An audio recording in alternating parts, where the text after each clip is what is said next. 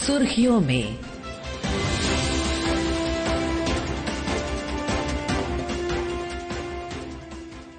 ये आकाशवाणी है। प्रस्तुत है कार्यक्रम सुर्खियों में। इसके अंतर्गत सुनिए ऑपरेशन सिंदूर, सर्वदलीय प्रतिनिधिमंडल के अन्य देशों के सफल दौरे से जुड़े निष्कर्षों पर चर्चा। इसमें भाग ले रहे हैं रणनीतिक विश्लेषक अतुल अनेजा। कार्यक्रम का संचालन कर रहे हैं वैभव जे श्रीवास्तव। भारत ने हमेशा से ही आतंकवाद के खिलाफ जीरो टॉलरेंस की अपनी नीति को स्पष्ट रखा है और अब ऑपरेशन सिंदूर की स्पष्ट और स्थापित सफलता के बाद वक्त आ गया है कि पूरे विश्व को आतंकवाद और आतंकी समर्थकों के बारे में बताया जाए, जागरूक किया जाए और वो भी सबूतों के साथ। इसी वजह से भारत सरकार ने एक ऐतिहासिक फैसले के तहत कई बहुदलीय प्रतिनिधिमंडल विश्व भर में आतंकवाद का सच बताने के लिए यात्रा पर गए। इन्हीं में से 4 प्रतिनिधिमंडल अब भारत लौट आए हैं। तो आइए जानते हैं इस अहम फैसले के पीछे की वजह, इसकी सफलता, इसके लाभ और भविष्य में इसके राजनीतिक और वैश्विक अर्थ। इस अहम चर्चा को करने के लिए हमारे साथ मौजूद हैं एक बेहद खास मेहमान, रणनीतिक विश्लेषक श्री अतुल अनेजा जी। अतुल जी, स्वागत है आकाशवाणी के स्टूडियोज में। धन्यवाद वैभव जी। अतुल जी, कई प्रतिनिधिमंडल पूरे विश्व की यात्रा पर गए। पाकिस्तान में आतंकवाद समर्थकों का सच पूरे विश्व को बताया। कितना जरूरी फैसला था ये भारत सरकार का इस तरह के प्रतिनिधिमंडल को विश्व भर में भेजने का? क्या वजह रही इसके पीछे और इसकी सफलता को कैसे देखते हैं आप?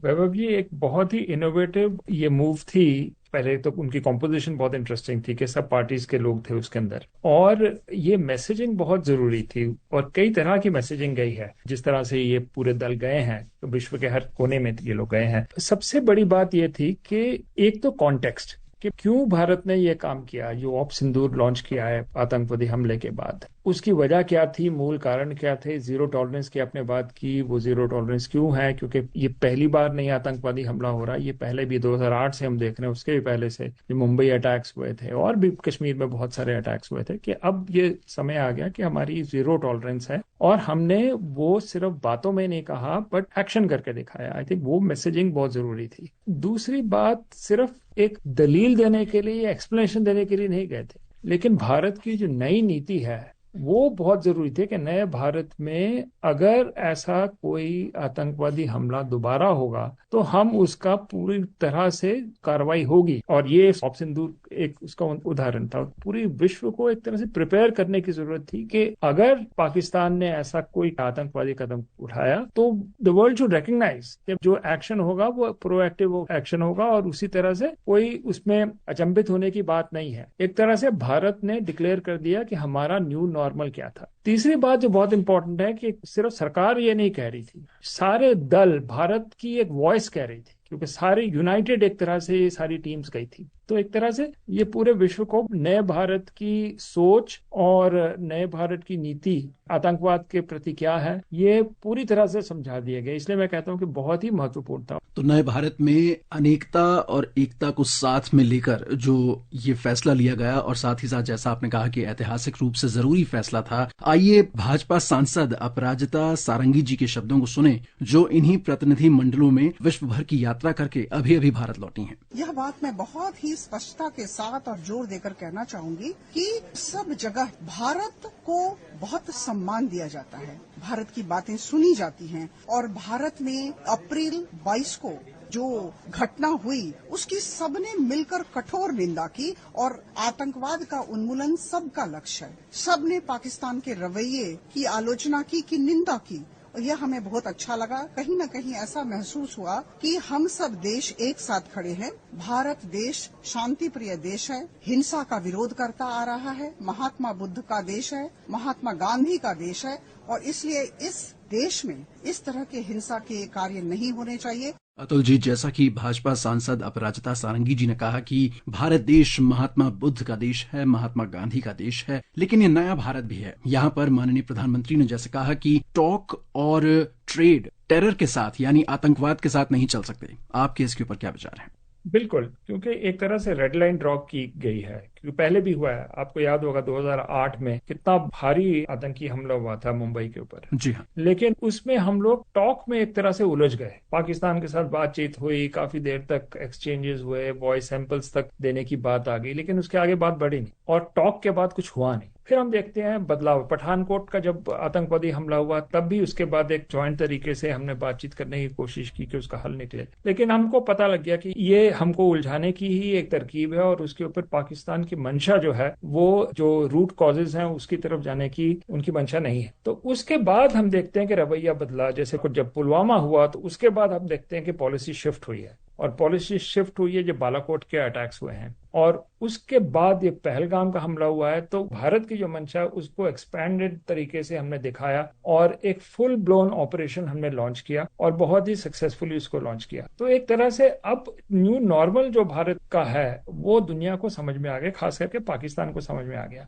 और मुझे लगता है कि ये टेरर और ट्रेड वाली जो फॉर्मुलेशन है ये पूरी तरह से हमने लागू की है। और दूसरी जो एक और इसमें बात आ गई है कि water and terror also don't go together. तो ये भी एक बात है कि जिस तरह से हमने इंडस वाटर्स ट्रीटी के ऊपर जो एक तरह से रुख अपनाया है वो भी एक तरह से हमारी नीति में ये बदलाव है। और जो जीरो टॉलरेंस की बात हमने शुरू में की कि उसके दांत हैं, मतलब एक तरीका है, इट हैज गॉट टीथ, कि भाई हम अब एक्शन में आ गए और हम वॉक द टॉक में बिलीव करते हैं कि जो हमने कहा है कि आतंकवाद नहीं टॉलरेट होगा और बहुत हो गया वो हमने अब करके दिखाया। और मुझे लगता है कि पूरी तरह से पाकिस्तान समझ गया होगा, क्योंकि अटैक्स जो हुए हैं वो सिर्फ टेरर हॉटस्पॉट्स पे नहीं हुए हैं जैसे भवालपुर और मुरिद्के में, लेकिन पाकिस्तान का नूर खान बेस जैसे है वो एक बहुत ही बड़ा एक न्यूक्लियर कमांड सेंटर पाकिस्तान का वहां पर है, वहां अटैक हुए, सरगोदा में अटैक हुए, पूरी तरह से इन डेप्थ पाकिस्तान की कोई भी ऐसी जगह नहीं है। कराची के पास अटैक हुए हैं और बड़े स्ट्रेटेजिकली चोजन टारगेट्स थे। और साथ में हमने ये भी दिखाया कि अगर पाकिस्तान वापस कार्रवाई करता है, जिस तरह से ड्रोन हमले हुए हैं और जैसे उनकी मिसाइल अटैक्स हुए हैं, हमारी एयर डिफेंस ने उसको पूरी तरह से विफल कर दिया है। तो एक तरह से मैसेजिंग इज कंप्लीट कि अब मुझे नहीं लगता कि पाकिस्तान हिमाकत करेगा फिर से ऐसी कोई कार्रवाई करने के लिए, क्योंकि प्रधानमंत्री ने जिसे कहा है कि अगर करोगे तो फिर उसके बाद ये तो शायद शुरुआत थी हमारी, तो इसके बड़े पैमाने में भी मुझे लगता है कि हमारी जो रिटेलिएशन होगी वो बहुत ही कठोर होगी। बिल्कुल, वैश्विक तौर पे किस तरीके से हम पाकिस्तान को आइसोलेट यानी दरकिनार करने में सफल रहे हैं और कितना ज्यादा जरूरी है ऑपरेशन सिंदूर की सफलता भारत के लिए, भारत के भविष्य में होने वाले एक्सपोर्ट्स के लिए और भारत की छवि के लिए। देखिए, एक बात जो साफ हो गई है कि भारत में बने हुए हथियार जैसे इस्तेमाल हुए हैं, ब्रह्मोस का इस्तेमाल हुआ है और आकाश मिसाइल्स का यूज हुआ है, ड्रोन्स की कैपेबिलिटी हमारी है। तो मुझे लगता है कि एक तरह से जो मेक इन इंडिया में जो डिफेंस इक्विपमेंट है उसके एक्सपोर्ट्स के जिस तरह से इंक्वायरीज आ रही हैं उसकी जो पोटेंशियल है वो सामने नजर आ रहा है। तो मुझे लगता है एक तो वो जो डिफेंस ट्रेड की बात है या डिफेंस इक्विपमेंट की बात है वो तो एक पहलू इसमें से निकला ही निकला है, लेकिन जो ओवरऑल भारत की छवि है, जो जज्बा है, वो भी घर कर गया। तीसरी बात मैं कहना चाहता हूँ वैभव जी, टू बी वेरी ऑनेस्ट, जो इंटरनेशनल मीडिया है, खासकर बड़े बड़े अखबार, वो भारत की फेवर में नहीं है और ये हम पहले से देख रहे थे। इसीलिए बहुत जरूरी था कि ऐसा दल जाए, एक ऑल पार्टी टीम्स जाए जो विश्व के जो नेता हैं, लीडर्स हैं, ओपिनियन मेकर्स को डायरेक्टली समझाएं कि असलियत क्या है। आपको तो याद होगा कि पाकिस्तान हार के भी जश्न मना रहा था। तो एक तरह से एक जो ये ऑप सिंदूर में एक और चीज आई है वो इंफॉर्मेशन वॉर की बात आई है कि कैसे इंफॉर्मेशन को तोड़ मरोड़ के सामने प्रेजेंट किया जाता है, सोशल मीडिया का इस्तेमाल किया जाता है, वीडियोज की डॉक्टरिंग कैसे होती है, या कहें कि सोशल मीडिया का दुरुपयोग किया जाता है पूरी तरह से। तो उसको भी नकारने के लिए बहुत जरूरी था कि ऐसा दल जाए और आगे जाके वो विश्व के ओपिनियन मेकर्स को समझाए कि असली बात क्या है और भारत की आगे की नीति क्या होने वाली है। मुझे लगता है कि इसके लिए भी ये बहुत जरूरी था। मिसपरसेप्शन जो आ रही थी उसको एक तरह से करेक्ट करने की बहुत बड़ी जरूरत थी। और वो जिस तरह से टीम्स बनी है ना वैभव जी, उसमें आप देखें स्किल्स जैसे जिस तरह से चूज किया गया है लोगों को, शशि थरूर एक तरफ है और साथ में सलमान खुर्शीद उसमें आए, आनंद शर्मा आए और सुप्रिया सुले, ये सब मजे हुए खिलाड़ी हैं। और साथ साथ आप देखेंगे हर एक टीम में जो है एस डिप्लोमेट्स, एक्स डिप्लोमेट्स साथ साथ उसमें थे। बरूदीन वहां पर थे, संधू जी थे, तरनजीत संधू। तो हर एक टीम कॉम्पोजिशन थी बहुत ही बैलेंस, संतुलित, और उसमें जो क्षमता थी, स्किल सेट पूरा था ताकि ये जो बात है डिप्लोमेटिकली पूरी तरह से समझाई जाए। मुझे लगता है कि बहुत ही ब्रिलियंट मूव थी ये और उसका असर जरूर हुआ होगा। अनेकता में एकता का संदेश भारत ने पूरे विश्व में दिया, लेकिन साथ ही साथ मेक इन इंडिया की सफलता को भी किस तरीके से हमने पूरे विश्व के सामने रखा और ये बताया कि भारत के आंतरिक मामलों में हम बाहरी दखल अंदाजी नहीं सहेंगे। आपके विचार? बिल्कुल, ये बहुत जरूरी था कि ये हमारा जब कोर इंटरेस्ट आते हैं तो उसके ऊपर जो डिसीजंस होंगे वो हमारे होंगे। वो अब वक्त आ चुका है। पहले भी हमने देखा है 2014 के बाद कि भाई हम दबाव में आने वाले नहीं हैं और जो हमें करना होगा हम करेंगे। इस बार तो ये भी था वैभव जी कि न्यूक्लियर धमकियां जो आ रही थी कि हम आपको उस पर अटैक करें, उस पर भी हमने अपनी कार्रवाई की है कि आप करते रहो जो मर्जी, आपने हमें थ्रेटन करना है न्यूक्लियर स्ट्राइक्स वगैरह से, लेकिन जो हमें करना है वो एक तरह से जो दृढ़ता थी, डिसीजन मेकिंग थी और जज्बा था। और साथ साथ जो मिलिट्री डॉक्ट्रिन्स में बदलाव आया कि भाई हम फिर अगर जाएंगे तो फिर हम ऑफेंसिव अटैक्स करेंगे। हमारे ऊपर हमला हुआ है, उसके रिस्पॉन्स में जो मिलिट्री डॉक्ट्रिन्स है उसमें बदलाव है कि किस तरह से ऑफेंसिवली गए हमारे एयरफोर्स की, जिस तरह से कार्रवाई हुई। और पूरी तरह से अगर आप विजुअल्स अब देखें जो हुआ है, जैश ए मोहम्मद का हेडक्वार्टर्स जिस तरह से डिस्ट्रॉय हुआ है या मुरीदके में लश्कर तौबा का हुआ है, वो देखने लायक है कि हमने फिर आतंकवाद के खिलाफ जो करना है तो हम पूरी कार्रवाई करेंगे। उसमें फिर हम ये 1987 का IPKF ऑपरेशन नहीं है जो पीछे हाथ बांध के हम गए थे श्रीलंका में। ये नया भारत है और इसमें जो हमारे मिलिट्री डॉक्ट्रिन्स भी हैं वो भी हमारे ऑफेंसिव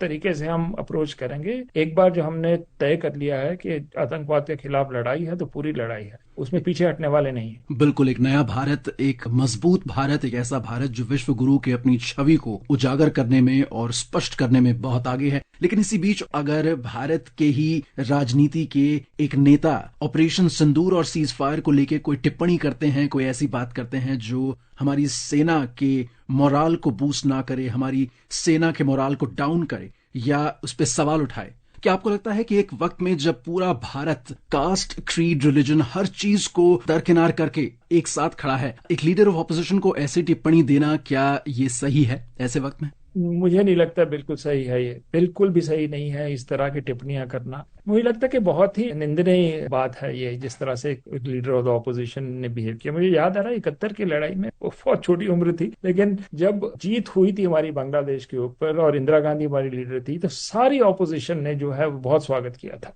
तो मुझे लगता है कि कहीं हम बीच में ऑपोजिशन भूल रही है या कुछ नेता ऑपोजिशन के भूल रहे हैं कि करेक्ट बिहेवियर क्या होता है। नेशनल कॉज के लिए आप ऑपोजिशन हो, आप दुश्मन नहीं हो देश के, साथ में आपको जुड़ना है। तो मुझे तो अचंभित करने वाली बात हुई कि इस तरह का स्टेटमेंट जब मैंने कल उसके जो वीडियोस देखे। अतुल जी, इतनी अहम चर्चा में आप हमारे साथ जुड़े उसके लिए बहुत बहुत धन्यवाद। हमें उम्मीद है कि भारत यूं ही आगे बढ़ता रहेगा और बहुत जल्द एक विकसित देश बनकर पूरे विश्व के सामने उभरेगा। धन्यवाद वैभव जी। अभी आप सुन रहे थे ऑपरेशन सिंदूर सर्वदलीय प्रतिनिधि मंडल के अन्य देशों के सफल दौरे से जुड़े निष्कर्षों पर चर्चा। इसमें भाग ले रहे थे रणनीतिक विश्लेषक अतुल अनेजा। कार्यक्रम का संचालन कर रहे थे वैभव जे श्रीवास्तव। ये कार्यक्रम आकाशवाणी के समाचार सेवा प्रभाग द्वारा प्रस्तुत किया गया। इसे आप हमारे mobile app news on AIR और YouTube channel news on AIR official पर भी सुन सकते हैं। इस कार्यक्रम के संबंध में अपनी प्रतिक्रिया आप हमें ईमेल या व्हाट्सएप के माध्यम से भेज सकते हैं। ईमेल का पता है airnsdtalks@gmail.com और व्हाट्सएप नंबर है 9289094044।